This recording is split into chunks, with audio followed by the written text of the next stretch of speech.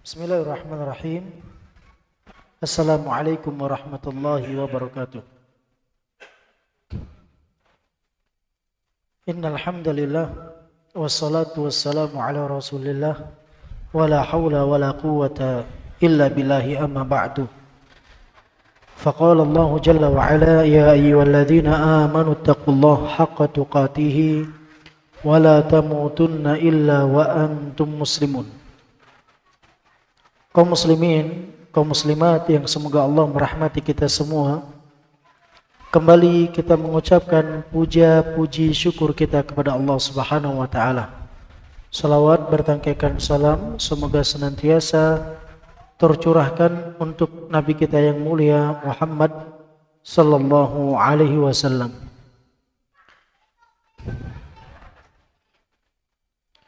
Kemudian kita lanjutkan teman-teman sekalian. Pembahasan kita, akhir pembahasan kita adalah bagian ke-6, menetapkan masuk dan berakhirnya bulan Ramadan.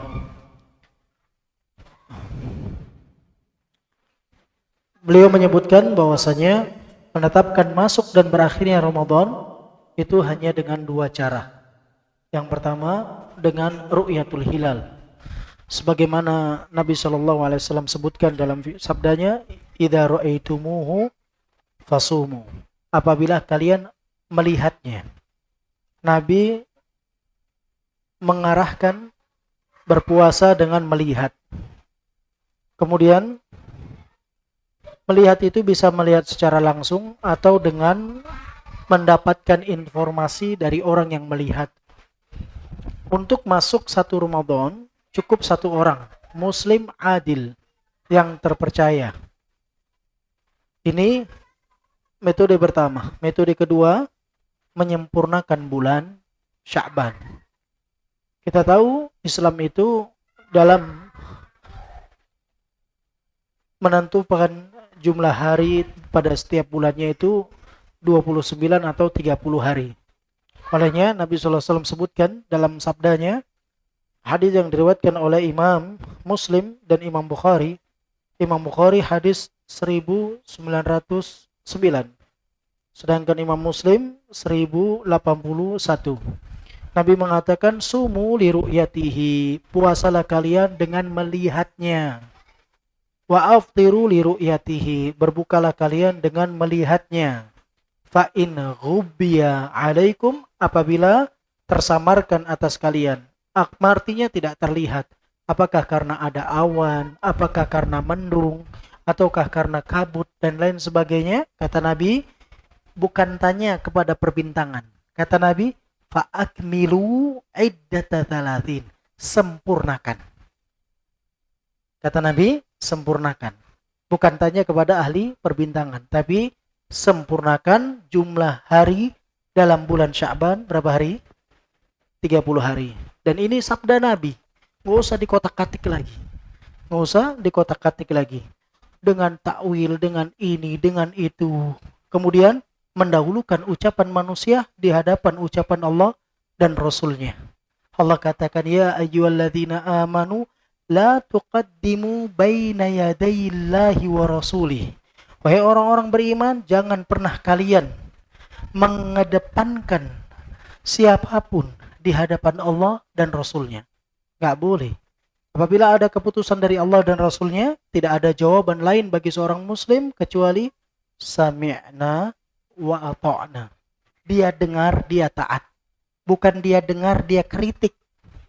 Oh, di zaman itu belum ada alat-alat seperti ini. Sekarang ada alat, maka kita pakai yang sekarang. Oh, di zaman itu tidak nulis, tidak baca. Sekarang umat bisa tulis, bisa baca. Maka kita pakai.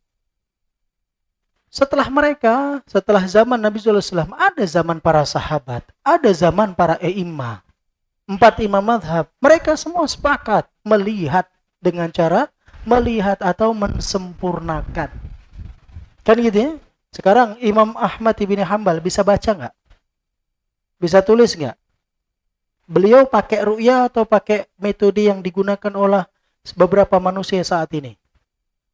Pakai ru'ya. Ya kan? Imam Ahmad tidak pernah mengatakan, oh kalau dulu kan nggak bisa, kalau sekarang bisa. Kan gitu ya? Baik. Baik teman-teman sekalian, kita lanjutkan. Bagian ketujuh, waktu niat berpuasa dan hukumnya. Waktu niat berpuasa dan hukumnya. Orang yang hendak berpuasa wajib berniat puasa. Niat adalah salah satu rukunnya. Kalau antum garis bawahi. Kemarin terjadi perselisihan ulama. Niat dalam kitab ini disebutkan rukun. Tapi madhab Syafi'iyah mengatakan rukunnya ada 3. Kemudian madhab yang lain mengatakan rukunnya hanya 1. Niat bukan bagian daripada rukun. Tapi dalam kitab ini disebutkan adalah rukunnya. Kan gitu ya? Maka karena kita membahas kitab ini, kita ikut dengan apa yang disebutkan oleh penulis. Orang yang hendak berpuasa wajib berniat puasa. Niat adalah salah satu rukunnya, sebagaimana telah dijelaskan berdasarkan sabda Nabi SAW, innamal a'malu bin niat, wa innama likulli imri'in ma nawa. Dan hendaklah dia berniat puasa sejak malam hari untuk puasa wajib, seperti puasa Ramadan, kafarat, qadha, dan nadar, sekalipun sesaat sebelum fajar, berdasarkan sabda Nabi SAW, man lam yubayyitis siyam qabla al-fajr fala siyama lahu. Barang siapa yang tidak meniatkan puasa di malam hari sebelum waktu fajar, maka tidak ada puasa baginya. Hadis ini diriwayatkan oleh Imam Tirmidzi, Nasai, dan Ibnu Majah dan lainnya. Kemudian, sehingga barang siapa yang berniat puasa pada siang hari sedangkan dia belum mengkonsumsi apapun, maka puasanya tidak sah. Kecuali pada puasa sunnah, sehingga dia boleh melaksanakan puasa sunnah dengan niat dari sejak siang hari selama belum makan dan minum apapun. Berdasarkan hadits Aisyah radhiyallahu taala anha, dia berkata, dakhala alayya an-nabiy sallallahu alaihi wasallam data yaumin faqala hal 'indakum min syai', qulna la, qala fa inni idzan sha'im. Nabi SAW datang mengunjungiku pada suatu hari, kemudian beliau bertanya, apakah kalian memiliki sesuatu, maksudnya yang bisa dimakan? Kami menjawab, tidak. Beliau bersabda, kalau begitu aku puasa saja. Ini sabda Nabi SAW. Dan disebutkan puasa itu adalah puasa sunnah. Adapun puasa wajib, maka tidak sah dengan niat yang dilakukan pada siang hari dan harus niat di malam hari. Satu niat pada awal Ramadan cukup mewakili 1 bulan penuh, namun dianjurkan memperbaharui niat pada setiap harinya. Baik, jemaah, dalam masalah niat ini ada beberapa pembahasan. Pembahasan pertama, apakah niat rukun ataukah dia syarat? Kan gitu ya? Baik, kesimpulannya para ulama terjadi khilaf, berbeda pendapat. Pendapat Malikiyah, niat itu bagian daripada rukun. Pendapat Syafi'iyah, niat bagian daripada rukun. Penulis kitab ini mengatakan niat bagian daripada rukun. Pendapat Hanafiyah mengatakan niat bagian daripada syarat, bukan rukun. Kan gitu ya? Nah, dari sini muncul perbedaan. Apabila niat adalah rukun, maka harus berada pada saat malam hari. Atau, harus berada sejak dia berpuasa. Sejak dia berpuasa. Apabila niat itu syarat, maka dia sebelum puasa. Sebelum waktu fajar. Harusnya demikian. Karena syarat harus di depan sebelum yang dipersyaratkan. Demikian. Oleh karenanya, pengaruh perbedaan antara rukun dengan syarat, perbedaannya di mana? Kalau orang yang mengatakan niat itu bagian daripada syarat, maka harusnya dia harus meniatkan puasanya di malam hari sebelum masuknya waktu puasa. Berarti kalau dia tidak menghadirkan niatnya sebelum waktu malam hari atau sebelum waktu fajar, berarti puasanya tidak sah. Karena dia belum menghadirkan niatnya. Innamal a'mal binniyat. Tapi kalau dia bagian dari rukun, harusnya ini kan seakan terbalik ya, seakan ini terbalik kitab ini. Harusnya kalau dia bagian daripada rukun, kapan dia mulai masuk puasa? Waktu fajar. Waktu fajar itulah dia masuk rukunnya. Karena makna rukun itu sesuatu yang di dalam. Mohon maaf saya contohkan. Rukun itu seperti ini jemaah. Ini rukun namanya. Ini ibadahnya. Ini rukunnya. Harus di dalam sampai selesai. Ini rukun. Kan gitu ya. Kalau antum sholat, di antara rukun-rukun sholat adalah bertakbir, takbiratul ihram. Kan gitu ya. Takbiratul ihram sebelum atau saat sholat. Saat sholat, kan gitu ya. Baik, bagian daripada rukun adalah ruku, kemudian dia sujud. Demikian, itu bagian daripada rukun. Di dalam sholat atau di luar sholat? Di dalam sholat, kan gitu ya. Harusnya kalau dia bagian daripada rukun di dalam puasa, niat itu. Berarti ketika awal masuk puasa itu ada niat di sana. Bisa dipahamin? Kalau dia bagian daripada syarat, berarti dia di luar. Bisa dipahamin? Syarat itu nggak boleh di dalam, syarat itu di luar. Di luar daripada amalan itu. Sholat punya syarat. Apa syaratnya? Masuknya waktu. Masuk waktu itu di dalam atau di luar? Di luar. Kan gitu ya. Bersuci. Itu di dalam atau di luar? Di luar. Harusnya dia di luar. Kan gitu ya. Maka di sini kesimpulannya. Apabila niat bagian daripada syarat, maka dia harus berada di malam hari. Sebelum sampai minimal beberapa saat sebelum waktu fajar tiba. Kalau dia bagian daripada syarat. Tapi kalau dia bagian daripada rukun, maka boleh dari awal sampai menyelesaikannya. Ini masalah niat. Ini masalah niat. Baik teman-teman sekalian, kita lanjutkan. Dalam masalah niat ini ada permasalahan yang lain. Di sini para ulama membedakan. Kalau sekiranya niat itu adalah untuk puasa yang wajib. Dalam kitab ini mengatakan dalam puasa yang wajib apa saja? Puasa kafarah, puasa qadha, puasa nadar, puasa Ramadan. Kan gitu ya? Apabila puasa wajib, maka harus ada sebelum masuknya waktu fajar. Walaupun hanya beberapa saat. Kan gitu ya? Berarti dari malam hari. Dari setelah dia berbuka, dia sudah pasang niat. Besok saya mau puasa. Kan gitu ya? Sampai berlanjut minimal sampai sebelum waktu fajar. Itu minimal. Kan gitu ya? Baik. Kalau sekiranya puasanya puasa sunnah, maka boleh setelah fajar. Boleh setelah fajar. Para ulama di sini berbeda pendapat. Sampai kapan batasannya setelah fajar? Yang pertama mengatakan sampai batasan waktu duha. Yang kedua mengatakan sampai batasan matahari sebelum tergelincir. Yang ketiga mengatakan sampai batasan matahari setelah tergelincir. Untuk kehati-hatian sampai batasan matahari sebelum tergelincir. Karena hadis yang Nabi bertanya tentang makanan kepada Aisyah itu sebelum matahari tergelincir di waktu duha. Sehingga ketika itu para ulama menyebutkan bahwasanya niat apabila puasanya sunnah dibolehkan setelah waktu fajar. Setelah waktu fajar. Loh Ustaz, apa bedanya Ustaz? Setelah waktu fajar dengan sebelum waktu fajar. Emang ada urusan niat? Ada urusannya. Karena bisa jadi orang di malam hari habis berbuka terawih, habis terawih dia belum pasang niat. Tidur dia, bangunnya jam 7 pagi. Dia belum pasang niat. Sementara ini Ramadan. Dalam kitab ini nggak sah. Dalam kitab ini tidak sah dia. Kenapa? Dia belum pasang niatnya. Kalau dia belum pasang niat, maka tidak sah ibadahnya. Kan gitu ya? Karena dikatakan niat bagian daripada rukun menurut penulis kitab ini. Kan gitu ya? Baik. Walaupun pendapat yang lain mengatakan tidak. Kalau sekiranya niat dia itu ada, ya, niat dia itu ada sebelum dia makan, sebelum dia minum, atau sebelum dia melakukan pembatal puasa lainnya. Dia bangun jam 7 pagi. Boleh nggak dia pasang niat di situ? Pendapat yang rajih boleh. Boleh, pendapat yang rajih dibolehkan. Tapi kata para ulama, pahalanya startnya di situ. Bisa dipahami? Pahalanya startnya di mana? Di situ. Bukan di awal niat dia yang bukan di awal fajar, tapi di start dia pahala niat di situ. Oleh karena itu bisa jadi ketika orang di malam hari ketika dia pingsan, bangkit jam 7 atau jam 10 pagi. Dia tahu ini bulan Ramadan, dia pingsan, dia merasa dia bisa berpuasa.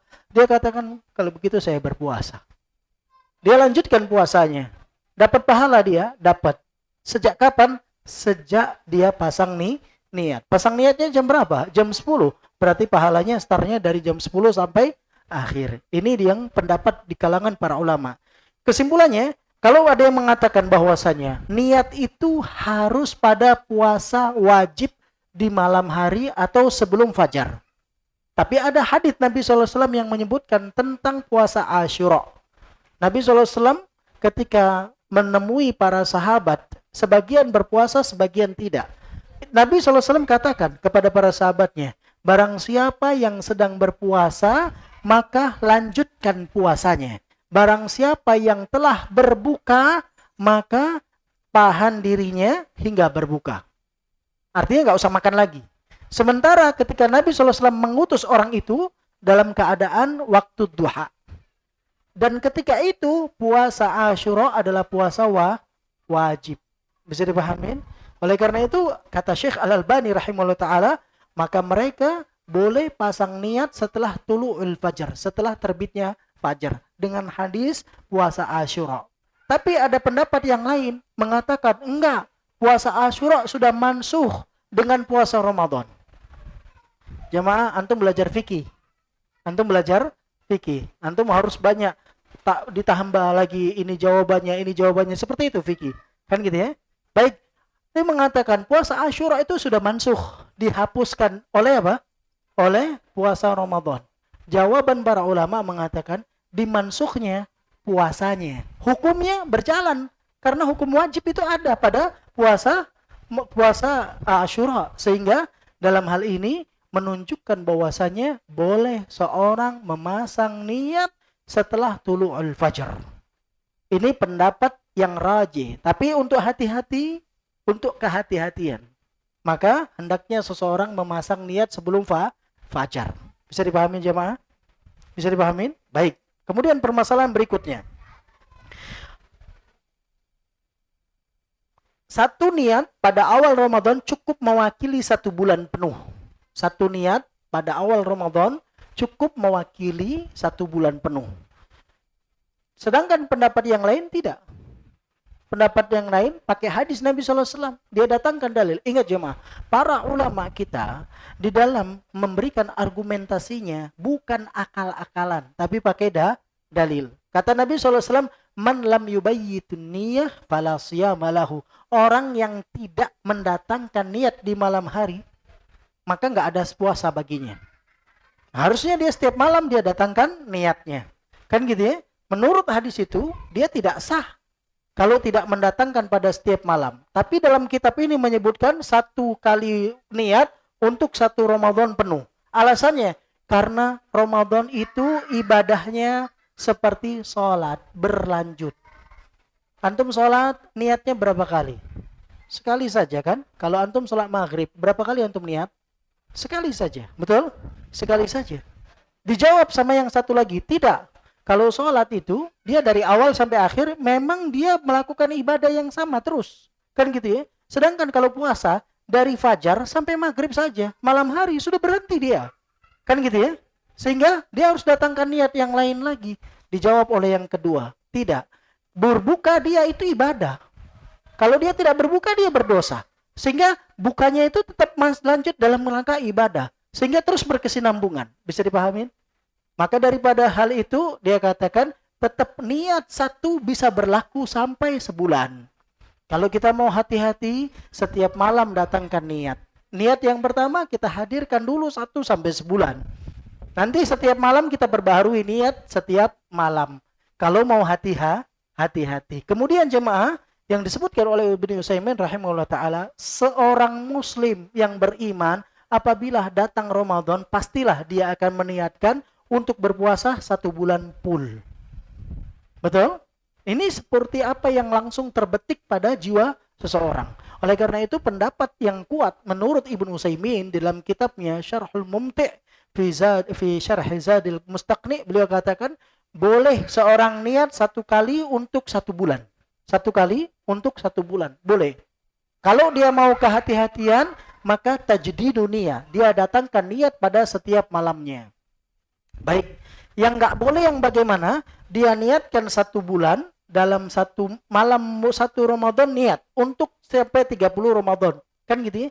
Di tengah-tengah tanggal 13, 14, 15 datang haidnya. terputus. Ketika terputus berarti niatnya juga terputus. Nah, di sini dia harus datangkan niat baru. Atau karena bisa jadi dia safar. Atau karena bisa jadi dia sakit. Sehingga terputus ibadahnya. Ini baru namanya terputus ibadahnya. Kalau ibadahnya telah terputus, maka dia wajib mendatangkan niat yang baru. Kesimpulannya, boleh pasang niat satu untuk sebulan dengan kehati-hatian memperbaiki niat pada setiap malam, dan apabila seseorang sakit maka niatnya telah terputus dengan ibadah yang sebelumnya. Ini pembahasan kita tentang niat. Jadi rukun itu sesuatu yang berada pada satu amalan ibadah tersebut. Gampangnya biar supaya tergambarkan bagi teman-teman, kalau ini amalan ibadahnya, antum lihat susu kurma itu rukunnya. Ya, dia ada pada amalan ibadah itu. Bisa dipahami teman-teman? Baik. Kita akan lanjutkan pembahasan selanjutnya. Udzur yang membolehkan tidak berpuasa di bulan Ramadan dan pembatal puasa. Sebenarnya pembahasan ini sudah kita sindir di malam yang lalu, tapi di sini akan kita ulas kembali. Bab ini terdiri dari dua bagian.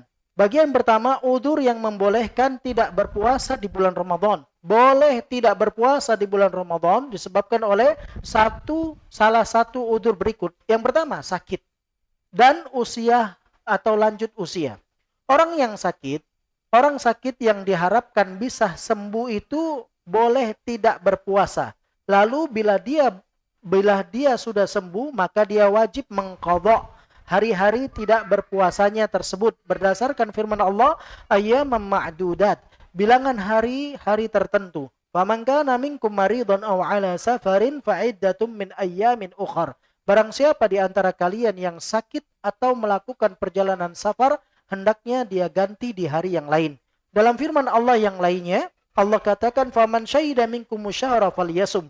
Barang siapa di antara kalian yang menyaksikan bulan itu, maka hendaknya dia berpuasa. Wa man kana maridan aw ala safarin fa iddatun min ayyamin ukhra. Barang siapa yang sakit atau melakukan perjalanan safar, hendaknya dia mengganti di hari yang lain.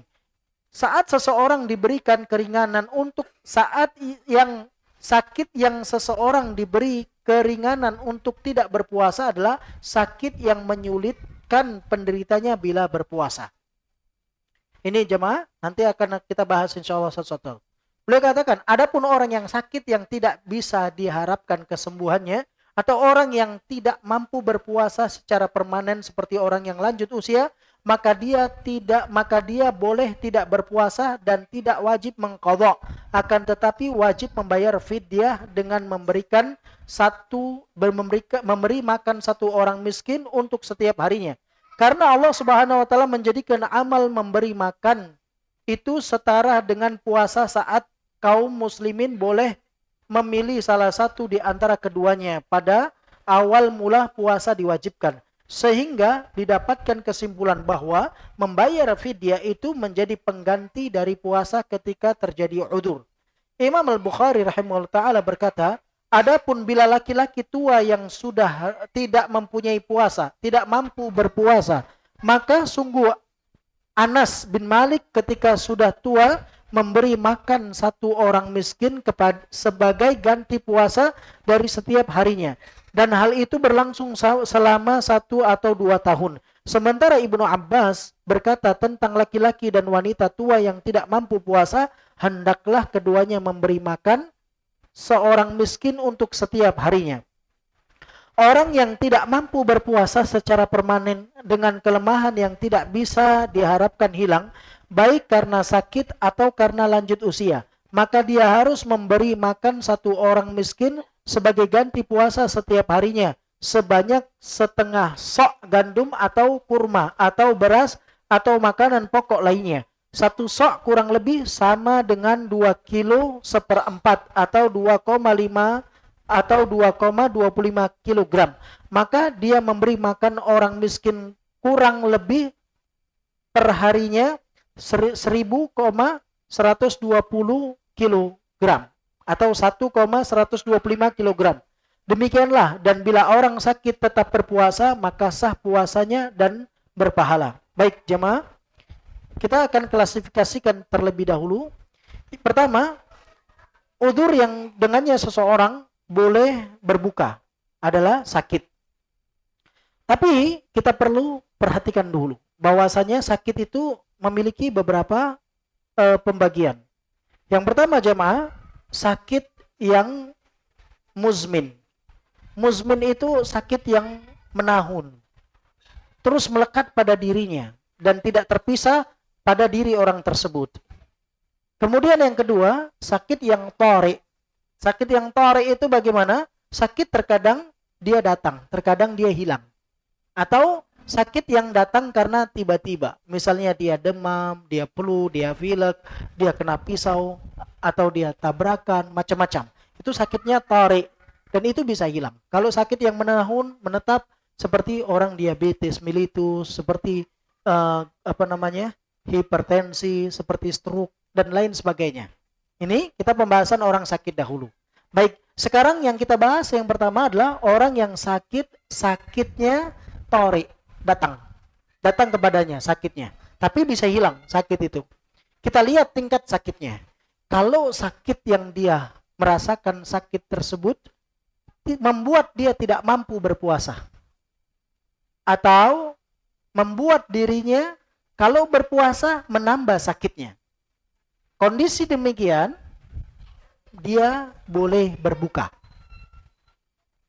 Kemudian setelah Ramadan berlalu, dia sembuh dari penyakitnya, kewajibannya qadha tanpa fidyah. Kewajibannya qadha tanpa fidyah. Itu apabila sakitnya tori. Sakitnya tori. Yang datang mungkin bisa hilang atau sembuh. Tapi kalau ketika orang memiliki sakit, ternyata sakit yang dia miliki tersebut tidak menghalanginya untuk berpuasa, tidak memberatkan dirinya untuk berpuasa, maka dalam hal ini wajib baginya berpuasa, tidak boleh berbuka. Seperti misalnya sakit kena pisau biasa, atau misalnya hanya sakit gigi biasa, atau misalnya hanya sakit mata, atau misalnya flu pilek biasa, maka dia wajib berpuasa dan tidak boleh berbuka. Kalau berbuka, dia wajib mengqadha'nya, dia berdosa. Kalau yang tadi udzur, kalau yang udzur dia tidak mengapa, tidak ada dosa baginya. Bisa dipahamin? Bisa dipahamin? Ini namanya sakit tori, sakit yang datang. Kan gitu ya? Dan datang itu bisa jadi dia hilang. Kan gitu ya? Dia sakitnya bisa hilang. Baik, kondisi yang kedua, sakit muzmin, sakit yang berkepanjangan, yang tidak mungkin terpisah bagi dirinya. Maka dalam kondisi ini seseorang memiliki 3 kondisi. Apabila yang pertama, apabila sakit tersebut tidak memberatkan bagi dirinya untuk berpuasa dan tidak memberikan bahaya baginya untuk berpuasa, walaupun dia punya penyakit muzmin itu, maka dia tetap wajib puasa. Mungkin orang punya DM, tapi kalau dia puasa tidak memberatkan dirinya dan tidak membahayakan dirinya, maka dia wajib berpuasa. Ini sakit yang melekat terus pada dirinya, kan gitu ya? Baik, tapi tidak membahayakan dirinya dan tidak memberatkan dirinya ketika berpuasa. Kondisi kedua, apabila orang yang sakit tersebut kemudian ketika dia berpuasa berat baginya, tapi tidak membahayakan untuknya. Dia di sini punya 2 pilihan. Boleh dia puasa, boleh dia berbuka. Boleh dia berpuasa, boleh dia berbuka. Tapi kalau dia merasa sangat berat, maka hendaknya dia berbuka. Kalau dia melanjutkan puasa dalam kondisi berat, maka yang demikian makruh hukumnya. Maka yang demikian makruh hukumnya. Karena Allah katakan, wa man kana minkum maridun aw ala safar fa iddatun min ayyamin ukhra. Barang siapa yang sakit atau safar, maka ganti dengan hari yang lain. Allah katakan, ma ja'alallahu 'alaikum fid dini min haraj. Allah enggak mau jadikan agama ini susah buat kalian. Kalau kamu merasa berat, buka. Kan gitu ya? Ini sakit kondisi yang kedua. Kondisi yang ketiga, kalau sakit itu berat dan membahayakan dirinya, Maka dari kondisi yang ini dia wajib berbuka. Kalau berpuasa berdosa. Bisa dipahamin?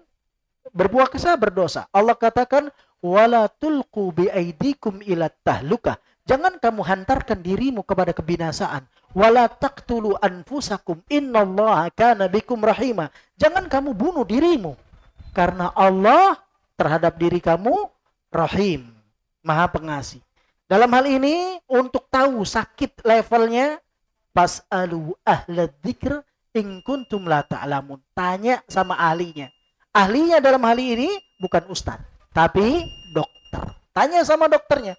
Dok, kalau saya berpuasa dalam kondisi sekian, demikian, sesuai dengan hasil check up saya, kira-kira bisa nggak, dok? Kalau kata dokter bisa, coba kamu berpuasa. Ternyata antum merasa berat, sulit, datang kepada dokter. Dok, saya kayaknya nggak sanggup, dok. Berarti kalau kata dokter, kalau dia nggak sanggup, mungkin nanti dokternya kasih resep yang lain. Kan gitu ya. Contoh misalnya, ada orang mungkin dia punya biasa dia. Tapi dia nggak bisa kalau nggak makan. Makan dikit-dikit mau makan. Terus demikian. Kata dokter, oke, dikasih obat yang bisa menahan mahnya 12 jam. Bisa nggak dia puasa? Bisa. Maka jangan asal-asalan. Jangan langsung dia ambil tindakan. Sampai nanti dia salah, dia yang berdosa. Tanya sama ahli zikirnya. Siapa dia? Dokter dalam hal ini. Kalau dia sudah berusaha, ternyata gagal usahanya, maka dia nggak berdosa. Kan gitu ya? Kalau dia betul, maka dia dapat pahala. Demikian jemaah. Ini tentu kembali kepada ahlinya. Siapa dia? Dalam hal ini adalah dokter. Makanya para ulama menyebutkan ilmu terbaik setelah ilmu agama adalah ilmu atibba, ilmu kedokteran. Ini jemaah. Baik, ini kondisi-kondisi orang. Dan perlu diingat, sakit itu bukan pada nama penyakitnya, tapi sakit itu tergantung dengan fisik orangnya. Kita kemarin katakan, ada orang yang sakit 39 derajat panasnya, yang satu juga 39. Tapi si A, ketika dia sakit, dia masih bisa futsal. Yang satu lagi sakit, dia menggigil, nggak bisa ngapa-ngapain. Kan gitu ya. Sama-sama sakitnya. Kok bisa? Fisiknya mungkin berbeda. Sehingga bagi dia, pas sakit itu nggak jadi masalah. Ada orang sakit, nggak mau makan. Ada orang sakit, gila makan. Kan gitu ya. Dia maunya makan terus. Kalau nggak makan, saya nggak sembuh nih. Maka dia paksa makan. Kan gitu ya. Ada yang demikian. Beda jemaah. Oleh karena itu, kembalikan pertama kepada dokternya. Kedua, baru dia lihat pada fisik dia. Kesanggupan dia bagaimana. Nah, ini kondisi-kondisi yang sakit. Apabila sakitnya tersebut bisa membahayakan dirinya atau bisa menunda kesembuhan penyakitnya, maka dalam hal ini dia pilihannya berbuka. Artinya punya udzur untuk buka puasa. Kewajibannya setelah Ramadan berlangsung, maka dia harus mengqadha'nya. Tapi ternyata ada orang yang sakit, dia nggak sembuh. Di Ramadan nggak sembuh, setelah Ramadan juga nggak sembuh. Mau qadha, jelas nggak bisa, Ustaz. Maka apa yang harus dia lakukan? Ganti qadha dengan fidyah. Bisa dipahami jemaah? Bisa dipahami? Ini tahapannya. Jangan asal-asal, saya nggak bisa puasa, fidyah. Menang orang kaya. Yang penting bayar fidyah. Kan gitu ya? Betul nggak? Apalagi yang punya restoran, panggil anak-anak miskin. Berapa? 30 orang. 30 orang datang. Kan gitu ya. Menang. Nggak bisa cuma. Nggak seperti itu hukum Islam. Ada tahapannya. Baik. Di sini tadi sebut siapa? Orang tua ya. Disebut orang tua. Orang tua jemaah, antum perhatikan. Ada dua. Ada orang tua yang dengan usia rentahnya, akalnya masih nyambung. Akalnya masih ada. Dia masih waras akalnya. Dia tidak pikun-pikun. Kan gitu ya? Orang yang demikian, kalau dia tidak mampu berpuasa ketika Ramadan, maka dia nggak sakit. Dia karena rentah saja. Maka dia hanya mengganti dengan fidyah. Perharinya dia berikan 1 orang miskin makan. Lalu di sini dengan kitab ini 1,125 kilogram. Beras, bukan duit. Makanya kalau kita nantinya pun Idul Fitri bukan kasih uang zakatnya, tapi kasih apa? Namanya fitr.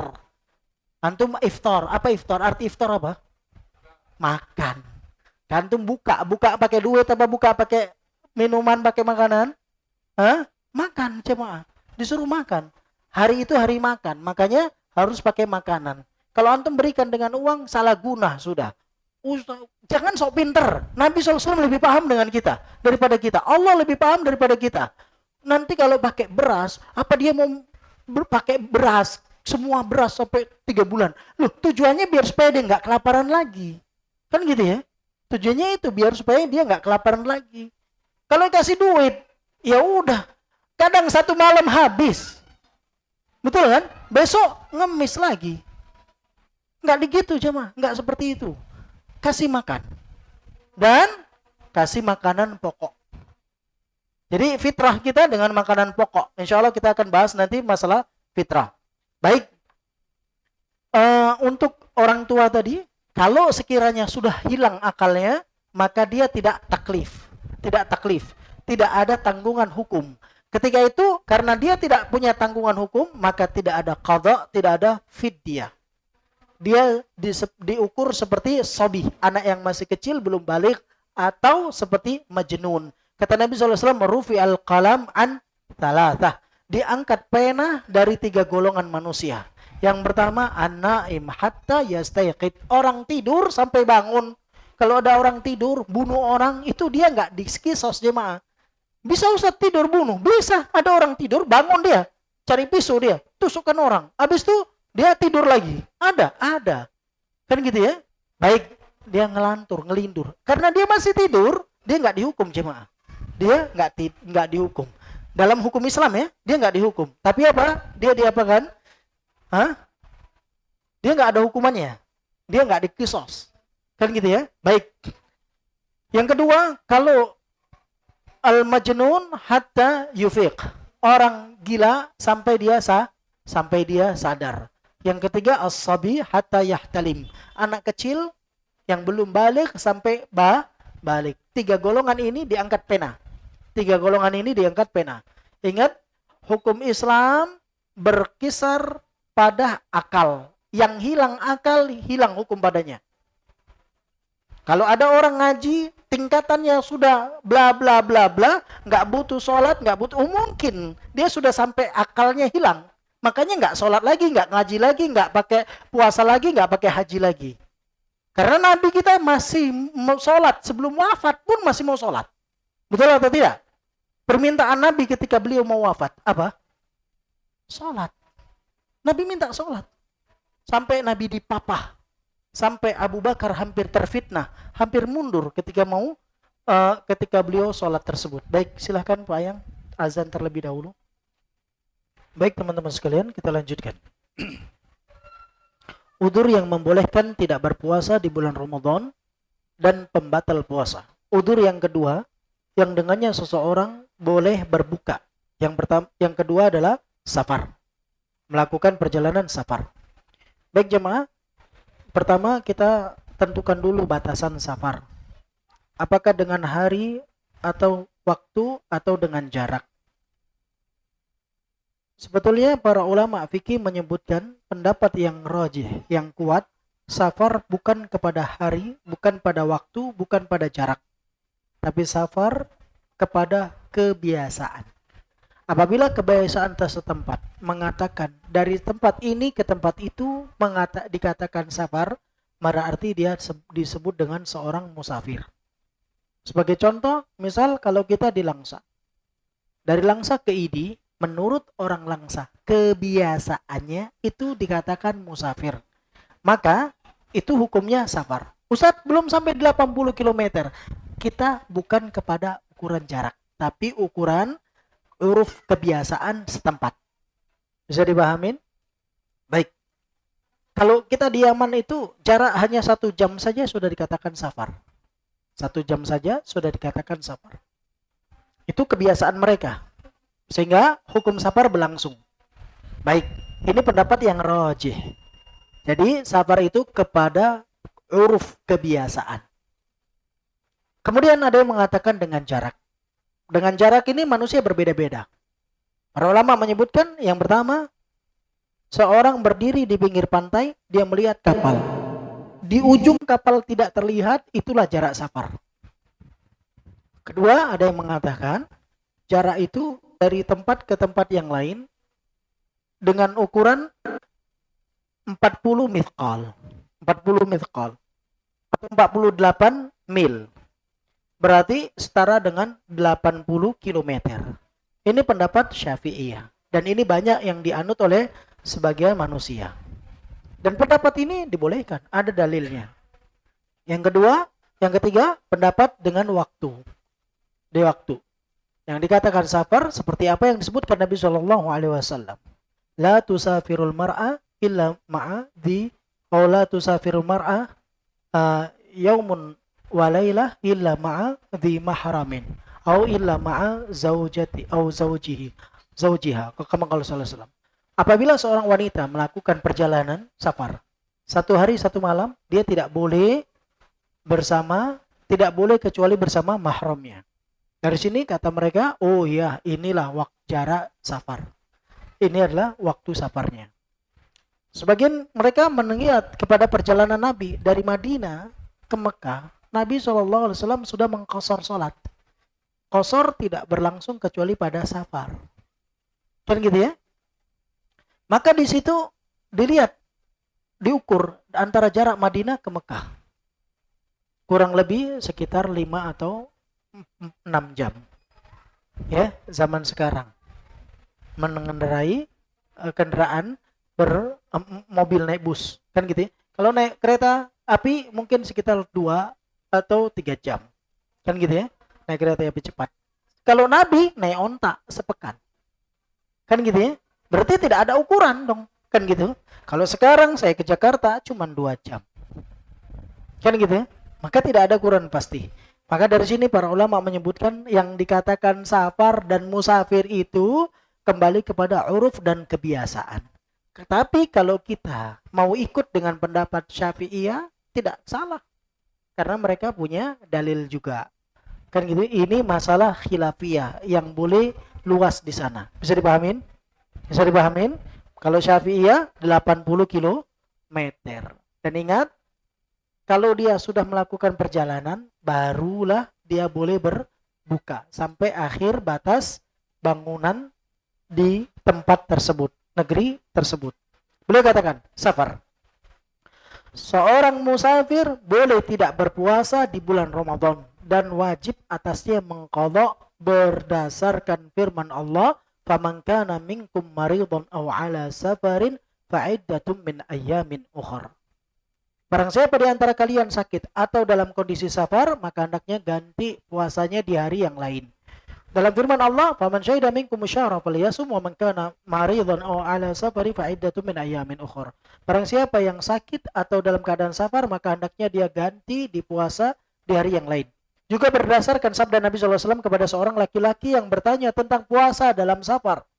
Dia katakan, in syi'ta, atau Nabi bersabda, in syi'ta fasum wa in syi'ta fa'aftir. Ada orang datang kepada Nabi, tanya tentang puasa sedangkan dalam kondisi safar. Nabi katakan, kalau kamu berkehendak, maka puasa. Kalau kamu mau juga buka, nggak apa-apa. Kan gitu ya? Baik. Dalam hadis yang lain, Nabi SAW mengatakan, anna Rasulullah SAW kharaja ila Makkah. Nabi SAW suatu ketika melakukan perjalanan menuju negeri Mekah, so'iman, dalam kondisi berpuasa fi Ramadan, pada bulan Ramadan. Falamma balaghal kadida, tatkala sampai di Kadid. Kadid ini suatu daerah ya antara Usfan dan Qudaid. Beliau aftara fa aftaran nas. Ketika itu beliau berbuka, maka yang lainnya juga ikut berbuka. Di sini beliau katakan boleh tidak berpuasa pada safar yang panjang, yang boleh untuk mengqasar salat. Berarti harus diukur yang dikatakan safar yang panjang dan boleh mengqasar salat. Baik, yaitu safar dengan jarak 48 mil atau sama dengan 80 km. Safar yang membolehkan tidak berpuasa pada bulan Ramadan adalah safar yang mubah. Ya. Bila safarnya adalah safar dengan tujuan maksiat atau safar untuk mencari-cari cara tipu muslihat agar bisa berbuka, maka dengan safar ini dia tidak boleh berbuka. Artinya tidak berpuasa. Tidak boleh tidak berpuasa. Bila seorang musafir tetap berpuasa, maka puasanya sah dan mendapatkan pahala berdasarkan hadis Anas. Kunna nusafiru ma'an Nabi sallallahu alaihi wasallam falam ya'ibis shaimu 'alal muftir. Dahulu kami pernah melakukan safar bersama Nabi sallallahu alaihi wasallam. Maka orang yang berpuasa tidak mencela kepada orang yang berbuka. Walal muftiru 'ala shaim. Orang yang berbuka tidak pula mencela kepada yang berpuasa. Namun dengan syarat bahwa puasanya dalam safar tidak menyulitkannya. Apabila puasa menyulitkannya atau membahayakannya, maka lebih baik tidak berpuasa dalam rangka mengamalkan rukhsah, keringanan. Karena Nabi SAW melihat seorang laki-laki yang berpuasa dalam suatu safar sedang dipayungi karena cuaca yang sangat panas, orang-orang mengkerumuni di sekitarnya, maka Nabi bersabda, laisa minal birri as-siyamu fis safar. Bukan termasuk kebaikan berpuasa dalam keadaan safar. Baik, kita jelaskan satu persatu dalam permasalahan ini. Permasalahan pertama, pengertian safar. Safar kembali kepada kebiasaan. Dalam kitab kembali kepada jarak. Ikut pendapat Syafi'iyah 80 km. Sudah dapat. Kedua, pembagian safar. Safar terbagi menjadi 4. Yang pertama, safar yang mubah. Yang kedua, safar yang muharram. Yang ketiga, safar yang tahayyul. Yang kelima, yang keempat, safar mubah, safar ibadah. 4. Pertama, safar ibadah, haji umroh. Safar mubah, berdagang. Kan gitu ya. Kemudian safar yang muharram, yang diharamkan. Dia beli narkoba, untuk ngambil narkoba ke sana ke sini, ke sebuah tempat. Kan gitu ya. Dia harus bersafar. Kan gitu. Baik. Kadang-kadang orang jual narkoba puasa aja mah. Antum jangan salah. Kan gitu ya. Yang keempat ada safar tahayyul, untuk menipu muslihat. Ini 4 safar. 4 safar. Hukumnya berbeda-beda. Safar mubah. Baik. Dalam safar mubah, pendapat yang pertama mengatakan safar mubah dengannya seseorang boleh mengqadha salat dan boleh, boleh berbuka puasa, boleh jamak qasar salatnya. Ini safar yang mubah. Safar ibadah sama dengan safar mubah. Yang bermasalah 2 safar, yaitu safar maksiat, pengen ketemu pacarnya di negeri seberang, kan gitu ya, atau pengen mengambil barang-barang terlarang, kan gitu ya. Nah, ini safarnya diharamkan. Nah, di sini khilaf ulama. Ada yang mengatakan safarnya ini boleh berbuka karena dia tetap safar. Karena ayat itu mengatakan safar, tidak membedakan safar mubah, safar haram, safar yang boleh, kan gitu ya. Ayatnya umum. Yang kedua mengatakan safar yang demikian ini tidak dibolehkan. Kenapa? Karena safar ini nggak dikatakan safar, makanya dia nggak boleh jamak qasar. Kan gitu ya. Terjadi perbedaan ulama di sini. Kan gitu. Yang rajih, pendapat yang kuat, dia tetap boleh berbuka, tetapi dia wajib mengqadha dan berdosa atas perjalanan safarnya. Bisa dipahamin? Baik, safar keempat ini safar yang tahayyul, mencari tipu muslihat. Agar bisa berbuka, dia melakukan perjalanan safar. Kan gitu ya? Oh, besok Ramadan, biar supaya bisa buka puasa gimana caranya? Ya udah, besok safar saja ke tempat ini, ke tempat itu terus dia. Kan gitu ya? Untuk bisa berbuka, sehingga dia melakukan perjalanan safar. Kalau di safar kan dia nggak dicela sama orang sana. Kenapa kamu nggak puasa? Loh, saya kan safar. Kan gitu ya? Menyengaja safar, mencari-cari alasan agar bisa berbuka. Orang yang demikian dapat 2 hukumannya. Atau 3. Yang pertama, dia berdosa dalam safarnya. Kedua, ya, dia harus mengqadhanya. Ketiga, dia menambah fidyah, ganti kafarah. Jadi 3 hukuman bagi orang tersebut dalam masalah safar itu. Kemudian jemaah, dalam hal ini para ulama berbeda pendapat. Safar yang mana yang boleh dengannya seseorang berbuka? Kan gitu ya. Tadi kita sudah jelaskan 4 safar itu. Ternyata sebagian ulama mengatakan yang dibolehkan safar berbuka hanya safar ketika perang. Atau safar ketika haji. Karena Nabi SAW selama perjalanan safar-safar itu dalam kondisi perang dan haji saja. Demikian jemaah. Kan gitu ya. Makanya di bawah ayatnya, dalilnya ada dalam Al-Quran. Dalam surat An-Nisa ayat 101. Wa idza darabtum fil ardi falaisa 'alaikum junahun an taqsuru minas shalah. Kalau kalian melakukan perjalanan di muka bumi, kan gitu ya, maka kalian enggak mengapa mengqasar salat. In khiftum an yaftinakumul ladzina kafaru. Kalau kalian takut diserang sama orang kafir. Dalam kalau kondisi perang, kan gitu ya. Safar dalam Al-Qur'an cuman disebutkan masalah kondisi perang. Oleh karena itu mengqasar jamak qasar salat safar perang saja atau safar haji, karena Nabi SAW ketika di mana di Arafah itu Nabi SAW melakukan karena haji, bukan yang lainnya. Oleh karena itu safar yang dibolehkan hanya karena haji. Maka dijawab oleh ulama berikutnya, tidak, ayatnya umum kalau kalian melakukan perjalanan di muka bumi. Oleh karena itu Syekh bin Bas menjawab bahwasanya safar itu bisa mungkin jalan kaki, bisa mungkin berkendaraan darat, atau bisa mungkin laut, atau bisa mungkin udara. Apa saja dengannya kalian berkendaraan, melakukan perjalanan safar, maka dikatakan itu musafir. Maka hukum-hukum safar berlaku padanya. Pendapat yang rajih, hukum-hukum safar berlaku padanya, walaupun safarnya mubah atau safarnya dalam kondisi ibadah, yaitu haji atau umroh atau yang lainnya. Bisa dipahami teman-teman? Baik. Kemudian pembahasan safar. Mana yang lebih baik seseorang ketika bersafar, apakah dia berpuasa ataukah dia berbuka? Orang dalam kondisi safar, mau dia tidak berat baginya puasa atau berat baginya puasa, dia boleh tidak puasa. Karena dia dalam kondisi dua pilihan. Orang safar dari sini ke Jakarta naik pesawat, nyaman nggak? Enak nggak?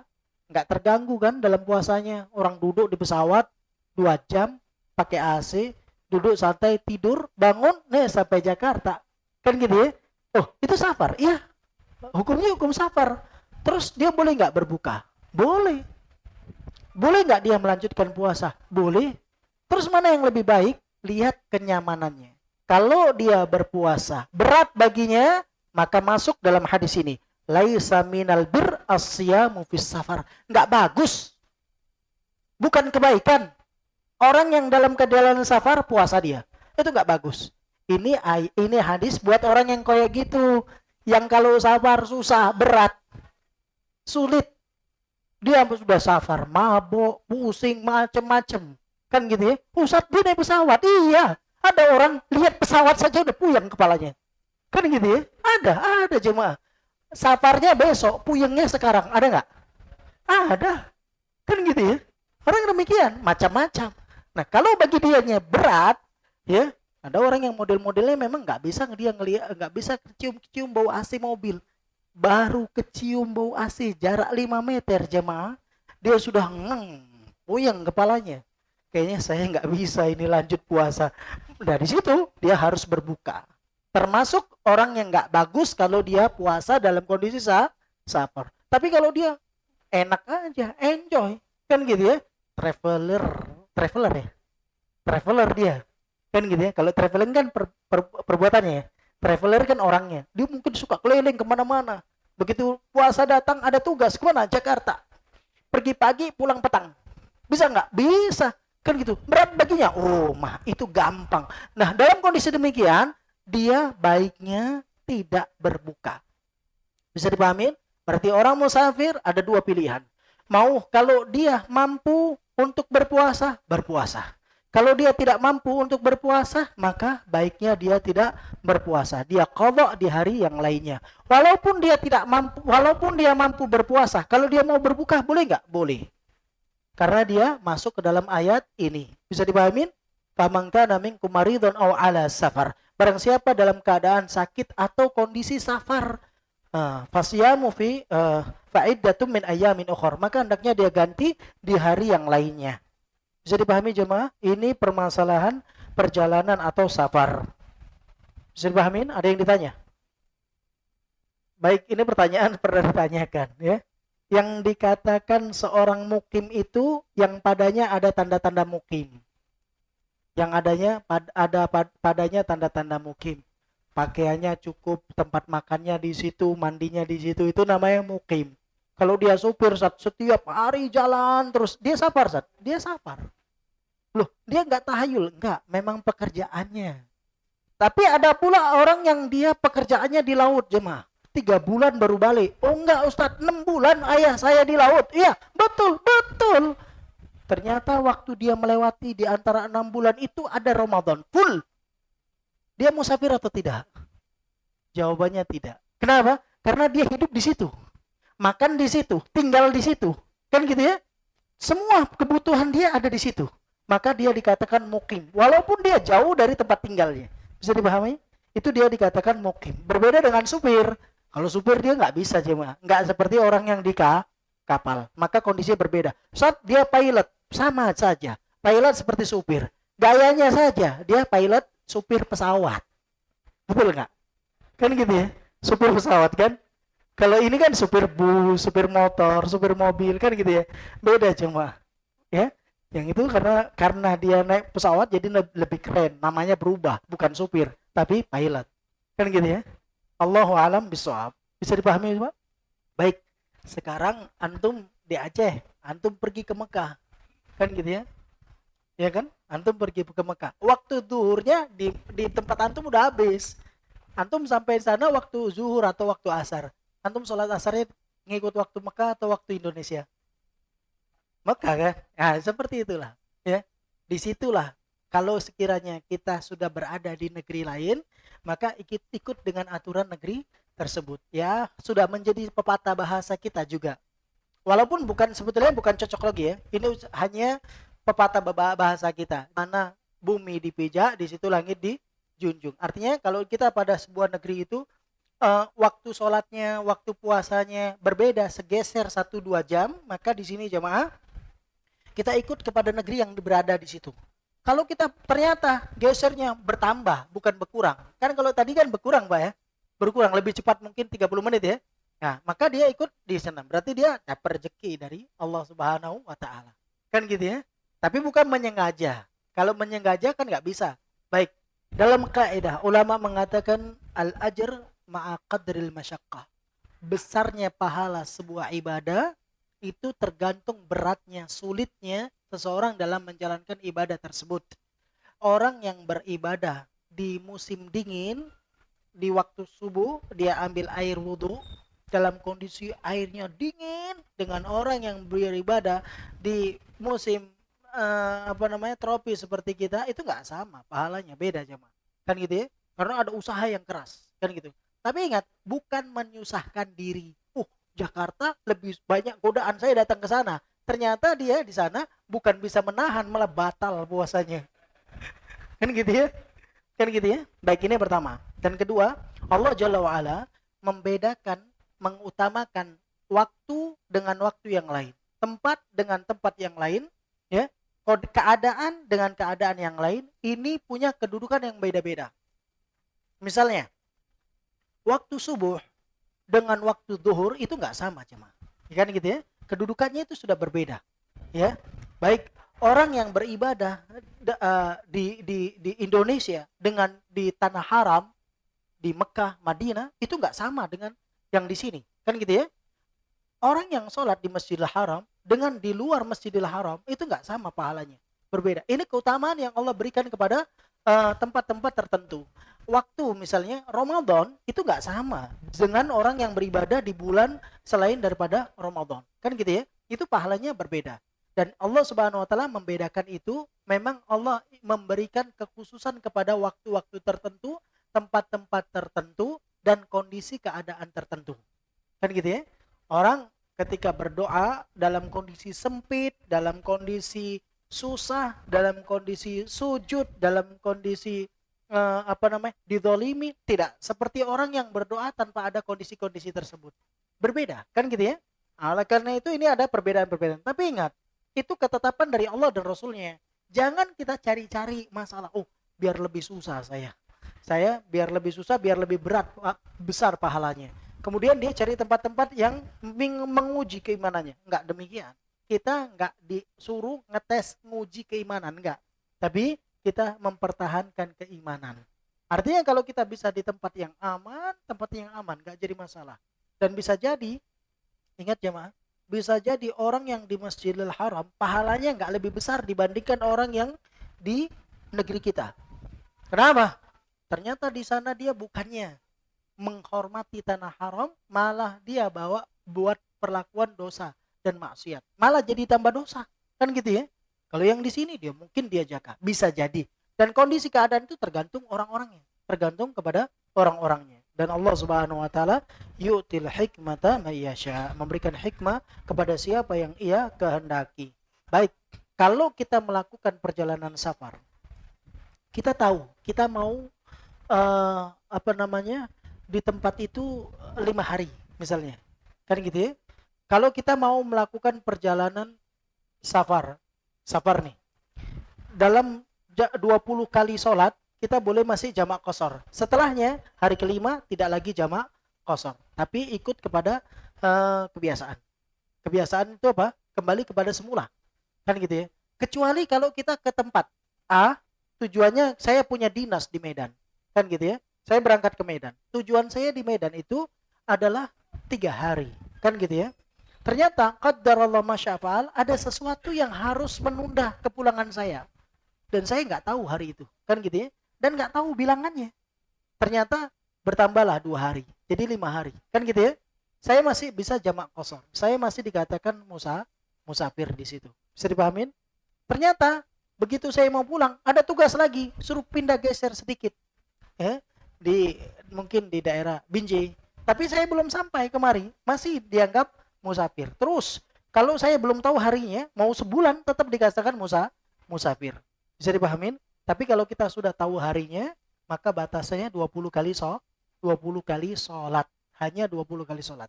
Baik jemaah, insya Allah kita lanjutkan di pertemuan yang akan datang. Kita tutup dengan doa kafaratul majelis. Subhanakallahumma wa bihamdika asyhadu an la ilaha illa anta astaghfiruka wa atubu ilaik. Mohon maaf atas kekurangan kepada Allah Subhanahu wa taala. Kami mohon ampun. Billahi taufik. Wassallallahu ala Muhammadin. Assalamualaikum warahmatullahi wabarakatuh.